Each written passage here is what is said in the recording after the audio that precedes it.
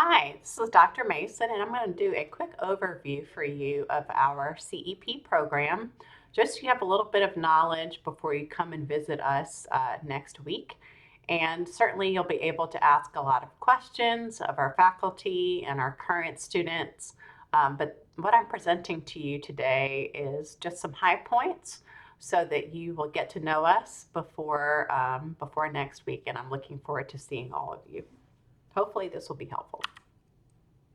So first off is our mission. I do want to make sure that you know that we are CACREP accredited.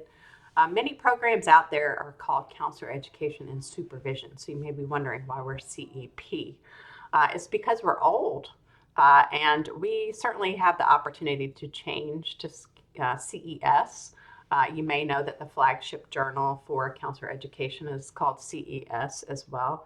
But we've actually been around so long that we're one of the oldest programs in counselor education. And when we came along, we were called Counselor Education and Practice well before many of the other programs. So we just have not changed our name. And in fact, when we think about supervision, we think about supervision as a practice. So for us, conceptually, supervision just fits right under that umbrella. So that's a little bit about why we are CEP and why we have maintained CEP. So it's important for you to know what our mission is. So I wanted to provide that with you, and you can see in this mission that teaching and research and innovation, that scientist practitioner model is important, community building is important. We'll be talking about a number of these different things as I go through the rest of the slides as well.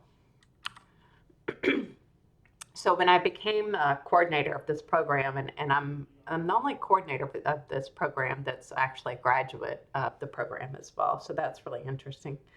I really thought a lot about not just the name of the program, but also about what the experience is that students should have as they're going through the program. What should be the things that we're sort of focused on as that kind of core experience, and how could I work in a sort of different CEP besides just counselor education and practice? And so for me, when I really thought about this, I thought I really want to emphasize community, equity, and professional identity.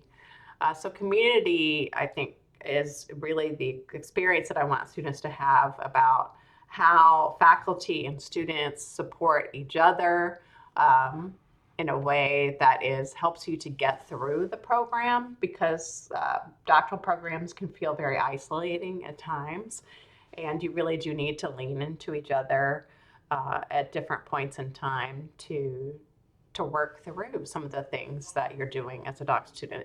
It's hard. It's worthwhile work, but it is also challenging, and having that community of support is really important, both inside the program but also outside as well. Equity is something that I value as well, and that we all do in the program. So we know that our students come in with unique needs, and we want to make sure that those needs are met as best as we can meet them so that you are successful in the program. And then with regard to professional identity, we want to make sure that by the time that you leave the program, you are pursuing the job option that is most appealing to you, that's the best fit for you. And that's going to vary, for every student, for every graduate. And we don't want to pigeonhole, people in any one particular direction. So we want you to explore all the different options of your professional identity, whether that's the academic side or the practice side. We want you to really have exposure to all those different options when it comes to your professional identity. When you take a look at our faculty and our students, there's just a tremendous range of topics and issues that we research and that we investigate and that we teach about, that we're passionate about. And this is really probably not an exhaustive list either.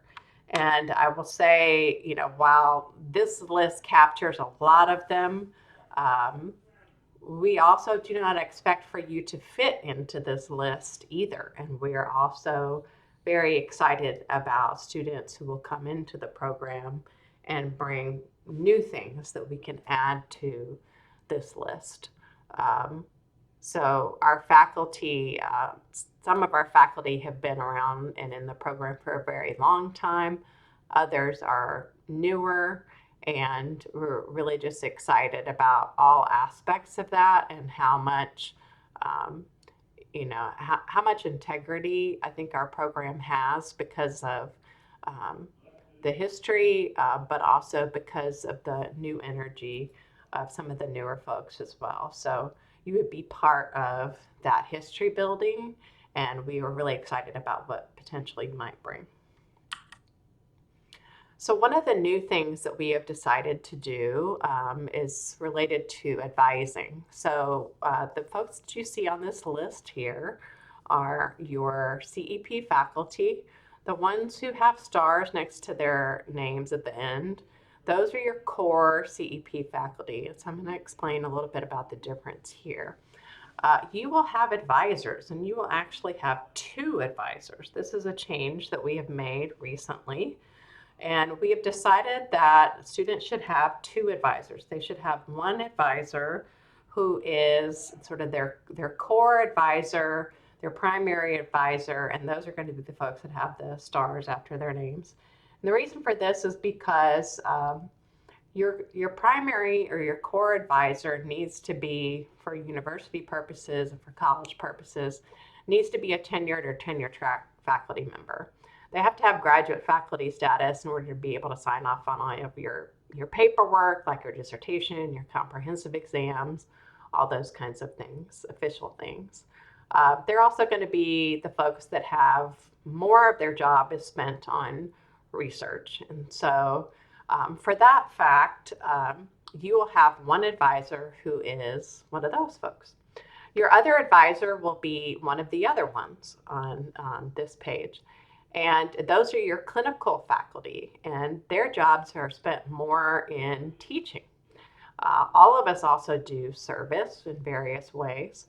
But what's great about this combination is that you really get a range of professional identity by working with two different advisors.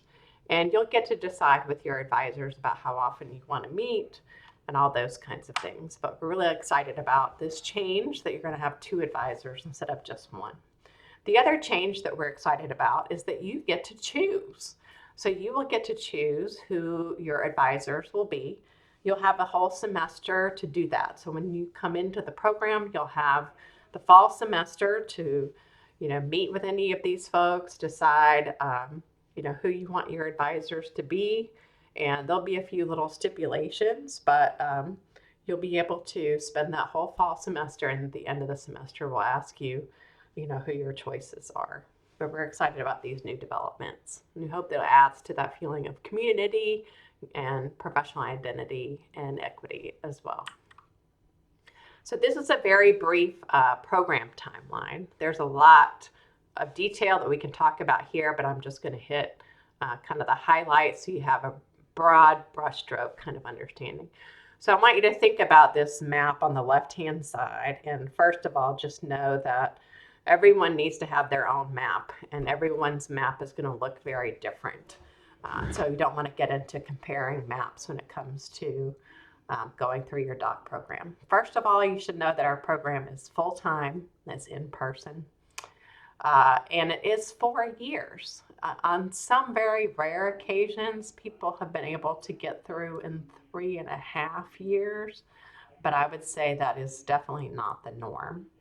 I will also add that this is a more of a typical path, and that there's flexibility in this timeline as well.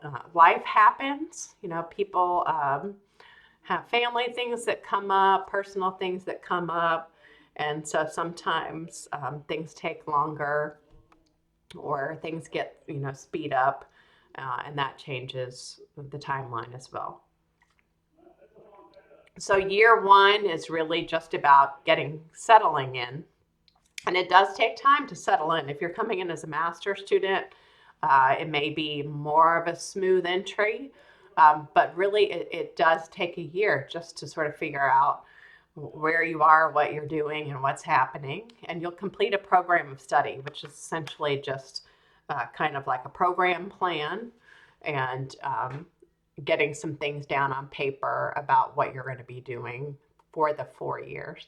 Year two, and this is a little bit different from what you're going to hear in a minute, because you all coming in will actually start with practicum, because practicum starts in the fall of every even year. So we'll um, start in the fall of 2024. I don't know, that seems a little scary. But yes, you all will actually start practicum in year one. Practicum and internship is a continuation of your clinical work. So if you're used to that from your master's program, then we will assist you in finding a practicum and internship placement. And then you also begin working on your pre-dis, which is a study that precedes your dissertation.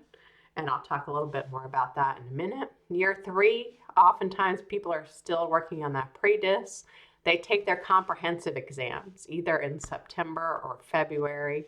And then at the very end of year three, folks are working on their dissertation, usually in the spring, summer. Year four is almost all dedicated to dissertation and to job seeking, which is an adventure all of its own. And then it ends, obviously, with graduation. Your program hours are a total of 92. The majority of that goes to your major, which is counselor education. And then you also do have a cognate, which is kind of like a minor, if you will, which ends up being about 4 courses that you can take in an area of interest to you. They can be in the department, in the college, but you can also go outside to other colleges as well if you're interested in that. Your dissertation hours are a course that you sign up for, but it's not really a course that you actually attend. So there'll be more, information about these specifics if you're admitted to the program. The clinical experience is both the practicum and internship. There are some changes coming with KCREP 2024 standards, so we'll keep you updated if those are going to impact you. But again, as I was saying before, practicum and internship are in part continuing to develop your clinical expertise, certainly in the practicum, and then also in part one of your internships. You'll see practicum is 300 hours, internship is 600. However, with your internship, when you get into part two, it's really more about the counselor education piece. So your part two is teaching, and then 2 out of 3 of what's below. So that's supervision, consultation, counseling related work, or leadership and advocacy. And you kind of put all of that together on your own. You can sort of compile what your part two of your internship looks like. And again, for those of you who are interviewing with us this spring, your practicum will start in the fall of 2024. And obviously with the weeklies, with both of these, they require the same things like you all had for your master's program: weekly supervision on site with GSU, and then they also need to have liability insurance. So a couple of other program components you've heard me mention already. There's a comprehensive exam that students take usually in their 3rd year in September or February. And again, this is a written exam. There is also an oral defense of your comprehensive exam. We really prepare students for this. There are some practice prompts that we help you with. But it's very personalized to you. So there are questions that are specialized to you and your areas of expertise. There's a lot of talking with your advisor to help you get prepared for it. And our students generally do really well. There's also an opportunity for you to revise your questions. And we'll talk more about this if you're admitted to the program. But it's something that creates anxiety for students, but we also work on making sure that our students feel very prepared for it as well. And then you have your pre-dissertation and your dissertation. Your pre-dissertation is designed to help walk you through a study so that you understand exactly how to put a study together, do an IRB if you haven't ever done that before, and then you're really prepared by the time your dissertation comes around. Your pre-dissertation can be based on existing data, but your dissertation has to be all original work and original data that you collect. And then lastly, I want to touch on funding. So one of the things that's important to us is to help our students have funding, get funding. And so we don't bring in a lot of students. And that is one of the reasons why, is because we want to try to provide funding to our students whenever possible. This cohort will probably be somewhere between 2 and 4 students. I would say our average cohort is about 3. So there are a couple of different ways that we provide funding to our students. And the first one, most common way we provide it right now, is through the department, and that is through graduate assistantships. So graduate assistantships are usually related to teaching. And so you might be teaching online courses that are at the undergraduate level, or assisting with teaching master's level courses. And this would all be in the counseling program, so either mental health, school, or rehab. We also have opportunities for funding if your advisor has grants and is grant active. And that varies from advisor to advisor. It also varies from year to year, depending upon how long their grants last. But that is another form of funding that you may have access to. And then the last way, or the third way, I guess I should say, is one that we are currently kind of amplifying and doing more of, is providing you with funding outside of the department. For example, one of the opportunities that you all will have access to is with a program that's through our School of Public Health called Georgia Lend. And this is a graduate assistantship that works through a program that serves individuals with developmental disabilities. And we have some affiliate faculty in our department who work with that program. I'm getting ready to probably become affiliate faculty. So that's another offering that we have. We're also seeking out opportunities through the counseling center. So there are some other opportunities that are developing outside of the department to provide you with funding. And then finally, we also help you seek out external funding. By that, what I mean is our students are very competitive when it comes to external funding, like National Board for Certified Counselors, and that minority fellowship that they have, as well as the Southern Regional Education Board Minority Fellowship.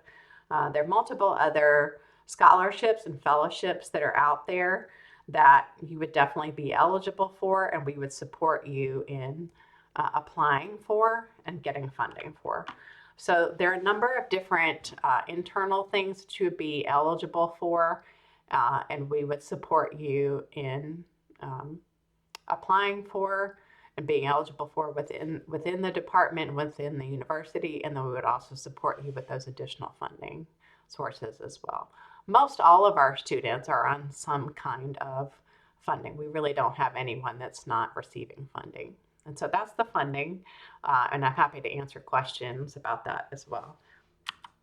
Okay, I think I've reached the end of that. That's just some basic nuts and bolts. We're happy to answer questions. We're looking forward to meeting with you, and we hope you have a great time here with us in Atlanta.